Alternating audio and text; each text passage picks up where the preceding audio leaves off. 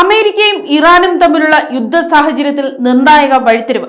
ഇറാന്റെ ഊർജ്ജ കേന്ദ്രങ്ങൾക്ക് നേരെ നടത്താനിരുന്ന ആക്രമണം അമേരിക്കൻ പ്രസിഡന്റ് ഡൊണാൾഡ് ട്രംപ് 10 ദിവസത്തേക്ക് കൂടി നീട്ടിവെച്ചു. ഏപ്രിൽ 6 വരെയാണ് ആക്രമണങ്ങൾ നിർത്തിവെക്കാൻ തീരുമാനിച്ചിരിക്കുന്നത്. ഇറാനുമായുള്ള സമാധാന ചർച്ചകൾ വളരെ മികച്ച രീതിയിൽ പുരോഗമിക്കുകയാണെന്നും അദ്ദേഹം അവകാശപ്പെട്ടു.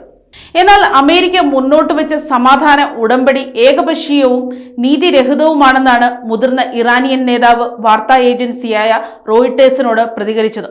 അതിനിടെ അമേരിക്കയ്ക്കും ഇറാനുമിടയിൽ സമാധാന ചർച്ചകൾക്കായി പാകിസ്ഥാൻ മധ്യസ്ഥത വഹിക്കുന്നുണ്ടെന്ന് പാകിസ്ഥാൻ വിദേശകാര്യമന്ത്രി ഇഷാഖ് ദാർ സ്ഥിരീകരിച്ചു.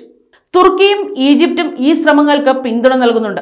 അതേസമയം അമേരിക്കയും ഇസ്രായേലും സംയുക്തമായി നടത്തിയ ആക്രമണങ്ങളിൽ ഇറാനിൽ ഇതുവരെ 1937 പേർ കൊല്ലപ്പെട്ടതായി ഇറാന്റെ ഉപ ആരോഗ്യമന്ത്രി അലി ജാഫരിയൻ വ്യക്തമാക്കി.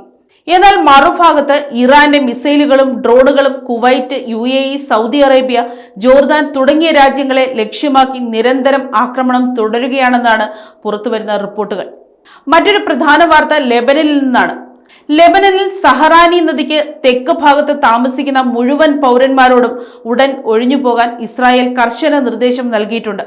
അതിർത്തിയിൽ നിന്ന് 50 കിലോമീറ്ററോളം ഉള്ളിലുള്ള പ്രദേശമാണിത്. മാർച്ച് 2 മുതൽ ലെബനനിൽ ഇസ്രായേൽ നടത്തിയ ആക്രമണങ്ങളിൽ 1100-ലധികം ആളുകൾ കൊല്ലപ്പെട്ടതായാണ് ലെബനൻ ആരോഗ്യ മന്ത്രാലയം റിപ്പോർട്ട് ചെയ്യുന്നത്. News desk, Kottarakkara media.